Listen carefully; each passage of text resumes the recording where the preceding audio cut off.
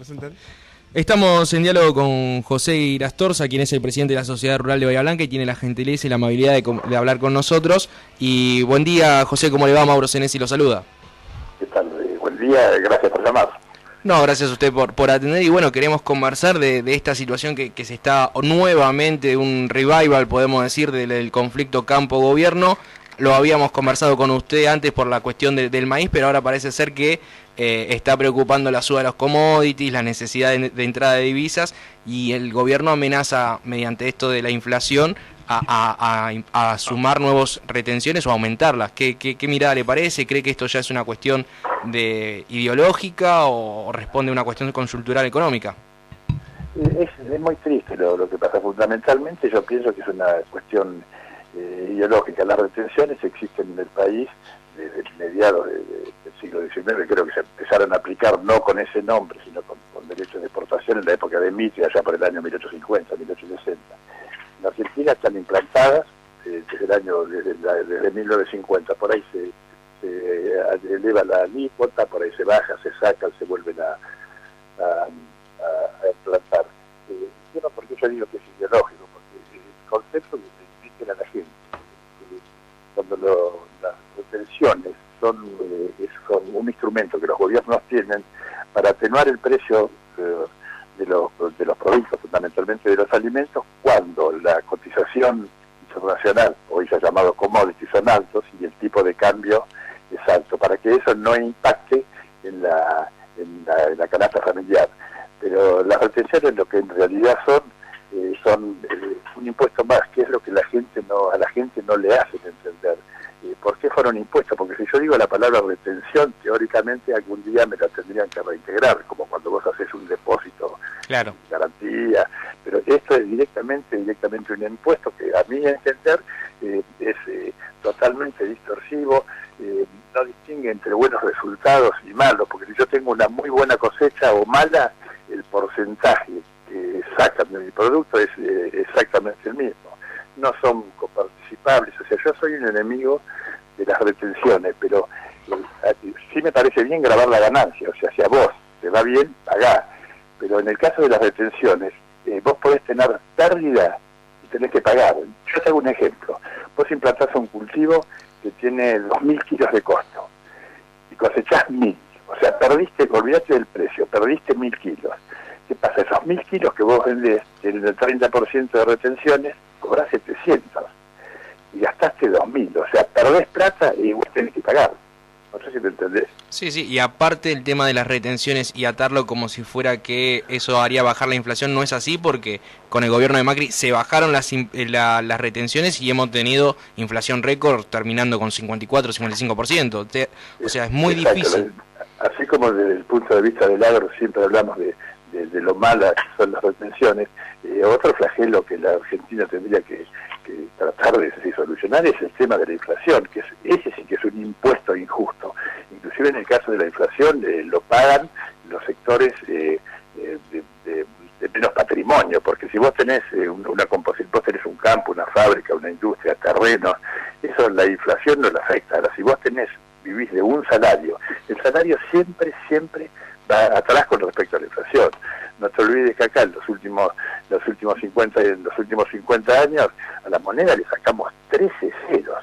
Yo me acuerdo, era chico, de los pesos moneda nacional. En el 70 pasamos a los 18.188 que le sacaron 2 ceros, después los argentinos que le sacaron 4, el austral que le sacaron 3 y el peso que le sacaron 4. O sea, 13 ceros le sacamos a la moneda. O sea que un peso del año 70 equivale a 0, no al revés, un peso de hoy equivale a 0,1301 de esa época. Si yo te lo hago escribir, yo no sé leerlo. 10.30303030, la verdad que no sé cómo se lee. Es triste la inflación también. José, ¿cómo le va? Buen día, Carlos Reyes es mi nombre. ¿Qué lectura hace de lo que sucedió estos últimos días respecto a esta foto que se viralizó de la grasa con carne o carne con grasa? Ya no lo sé. Y bueno, ¿cuál cree que son las medidas que el gobierno debería adoptar para solucionar este tema? Porque yo no creo en los controles de precios, sin embargo el gobierno está apostando fuertemente a eso y creo que mientras que esto suceda va a tener un mal diagnóstico y consecuentemente no va a poder dar en la solución. El tema de la carne es otro problema que hoy pasa más por el precio que por el tema de retenciones. La carne es un producto que en el mundo vale, inclusive en general, en el resto del mundo la carne vale entre 3 y 4 veces más que en Argentina, así como los sueldos también son mayores. ¿Qué es lo que ocurre con este tipo de carne que teóricamente se vendería en 1.600 carnicerías? Es que no es una buena carne. China está comprando mucho, por eso se habla de la categoría la vaca china, pero hay parte de la media res que no se exporta, que es lo que acá quiere el vacío, el asado, el matambre y creo que la entraña. Eso en una vaca flaca, engordada a grano para que pase como gorda, eso es malo, es más la grasa que tiene que la carne. Eso es lo que se ha mostrado, por lo menos uno ve en las pantallas televisivas, ve una carne que parece, no te digo rosa, pero es mitad grasa, mitad carne. O sea, la carne medianamente buena va a tener siempre va a valer. Y yo no sé si esa carne la gente la va a consumir, capaz que por necesidad sí o porque no tiene otra alternativa. Pero el tema de la carne es así, la carne, imagínate el caso del asado. ¿Por qué ese asado pasa a ser caro? Porque si yo te vendo ese asado, 400 pesos el kilo, y la mitad es grasa y hueso, te quedaría la carne a 800 pesos, que es lo que vale una buena pulpa. Le hago una consulta. Entiendo, a ver, desde su rol como productor, quizás puedo intuir que para usted la carne de todos modos sigue estando barata, ¿puede ser? Alguna vez leí que en la góndola o en la carnicería tiene que estar a un precio que no... tiene que estar 10 veces más cara que el kilo vivo. ¿Cuál es su opinión? No, mira, yo no sé si te diría que la carne es barata. Tal vez la carne, yo lo que te diría que lo que son bajos son los sueldos, no que la carne sea cara. En cuanto al respecto de lo que vale la carne, uno habla del kilo vivo, el kilo en pie que a 170, 180 pesos. Después está la media res, porque no nos olvidemos que un animal faenado que pesa 400 kilos, cuando vos pesás las dos medias reses pesa 200, 220 kilos. Y a su vez de eso hay desperdicios y hay distintos cortes de distintos precios. Vos arrancás con un lomo y terminás con una carnaza, con la diferencia puede andar de 1.000 pesos a 300. O sea, dentro de lo que es carne vacuna tenés mucha diferencia de precios según los cortes. Y ¿querías una consultita más? Perdón, Mauro. No. ¿Es cierto ese dato de que se le descuenta al productor entre un 5 y un 6% desde que sale del campo hasta que llega al matadero? No, eso es lo que se llama desgaste, porque un animal que se carga normalmente a la mañana, bueno, a la hora que pacten comprador y vendedor, ese animal ha comido y tiene digamos pasto o grano adentro. Eso es lo que se llama desgaste, se le hace entre un 3 y un 5% según a dónde se pese a lo que pesa el animal bruto, o sea, porque en realidad eso es en ese momento es bosta o harina que el animal tiene dentro de sus vísceras. Claro, estoy informado, Mauro. Sí. José, una última pregunta de mi parte, ya desde el plano político. ¿Creen que si el gobierno toma estas medidas duras de aumentar las retenciones, van a haber movilizaciones, algún tipo de protestas, un clima similar a lo que vivimos allí en el 2008? No, yo creo que no, acordate, o sea, mi opinión, yo creo que no las van a tomar, porque va a tener mucha resistencia. Inclusive el impacto de las retenciones de hoy es mayor al que tuvo en el 2008-2009, en la época de la 125, porque en esa época no te olvides que el precio era otro. El puntual de la soja. La soja tenía retenciones del 35% sobre una soja que valía 580, 600 dólares, pero que a su vez había un solo tipo de cambio. Claro. Hoy vos pensás que en el caso de la soja, el productor no cobra dólares, cobra pesos, pero le están liquidando la operación con un dólar de 65 pesos, que son los 93 pesos Banco Nación menos el 30 de retenciones. Eso le da un dólar de 65 pesos. Yo no creo que vos puedas conseguir dólares de 65 pesos. Y si tenés un dólar que todos alguna vez hemos comprado o vendido, no vas a ir a venderlo a 65 pesos. Y si vas a comprarlo a 65 pesos, vas a estar una hora en la cola y no te van a vender. ¿Y a qué dólar producen ustedes?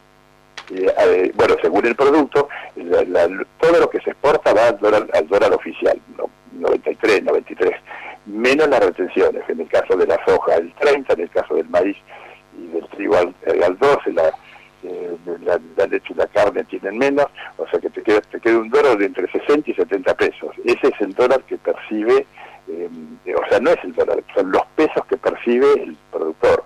Inclusive una cosa que también que habría que saber, cuando las cotizaciones se dan en dólares, el productor no cobra dólares, cobra pesos. ¿Por qué las cotizaciones son en dólares? Porque en la Argentina, la mayoría de los granos que produce, el 50, 70 u 80% se exporta. O sea, en el caso del trigo se producen 18 millones de toneladas, se consumen 7, quedan 12 o 13 para exportar.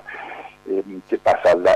O sea que los compradores de esa mercadería son extranjeros, no les podemos dar la cotización en pesos porque se van a reír, van a decir que no entienden lo de cómo cambian los pesos. O sea, el productor, la mercadería cotiza en dólares pero cobra pesos. Y después, en cuanto al tema de los insumos, tiene insumos que muchos están atados al dólar oficial y también al dólar blue. En teoría se debería importar a dólar oficial, a dólar Banco Nación.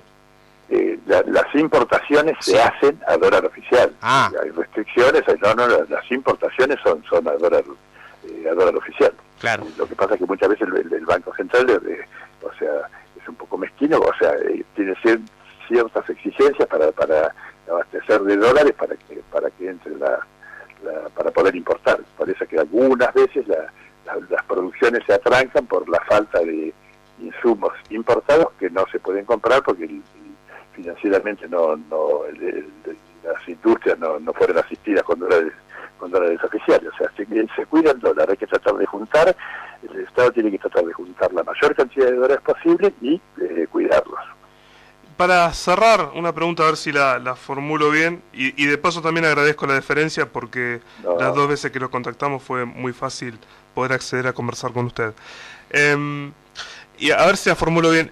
¿Y a qué dólar estaría entonces la mercadería en la heladera, digamos, en la góndola? Porque estamos hablando de un dólar que es mucho más barato que el dólar blue. Sin embargo, seguimos insistiendo que eso es caro cuando está a disposición del consumidor. No te digo si liberar totalmente el mercado de cambio. Yo creo que nadie está capacitado para decir exactamente cuánto tiene que valer el dólar hoy. El dólar no puede valer 90 pesos. Y tampoco, y sería todo muy caro si le aplicamos un dólar de 160. Quienes dicen que de acuerdo al nivel de inflación de los últimos 20 años, el promedio habría un dólar de 120 a 130 pesos. Eso yo no te puedo decir. Pero respondiendo un poco a tu pregunta, imagínate que los productos son caros en la góndola. Cuando hablamos de lo que se exporta a un dólar de 90 pesos que le quedan 60, si tuviéramos un dólar de 120 pesos sería más caro, o sea, claro, que sería peor todavía para el consumidor. ¿Y un dólar de 90 pesos sin retenciones o con retenciones más bajas? Sí, yo creo que soy enemigo total de las retenciones. Si el dólar vale un dólar de 90 a 92 pesos, sin retenciones, desde ya que para el sector agropecuario mejoraría la situación. Y después otra cosa que pasa con el tema de los productos es que en el caso del pan, ayer vi un artículo muy interesante de Vila Morel, vicepresidente de la Sociedad Rural Argentina. En el caso del pan, el pan lleva de trigo el 12-13% de lo que vale en la góndola. Sí. Pongamos un pan que puede oscilar según el lugar entre 100 y 150 pesos. El de trigo lleva alrededor de entre 15 y 20 pesos. Después, ¿qué pasa? Que tenemos el costo de la molienda, tenemos fletes, el costo de la panadería. La panadería tiene alquileres, sueldos, cargas sociales y, como siempre en la Argentina, te remata con un 20% o algo más de impuesto. O sea, el problema es el peso. Exactamente. José, muy amable por este tiempo que se ha tomado para conversar con nosotros y siempre estar a disposición, y bueno, seguramente lo vamos a molestar siempre que haya estas noticias referidas al campo y demás. No, nunca me molestan. Cuando quieran para dialogar estamos dispuestos. Bien. Gracias por llamar. Muy amable, tenga buen día. Adiós, buen día. Bien, ahí pasaba la palabra de José Irastorza, quien es presidente de la Sociedad Rural de Bahía Blanca. Nosotros vamos al informativo y ya regresamos. AM 1080, LU3, transmitiendo desde sus estudios, ubicados en la Madrid 116, Bahía Blanca, provincia de Buenos Aires, República Argentina. LU3.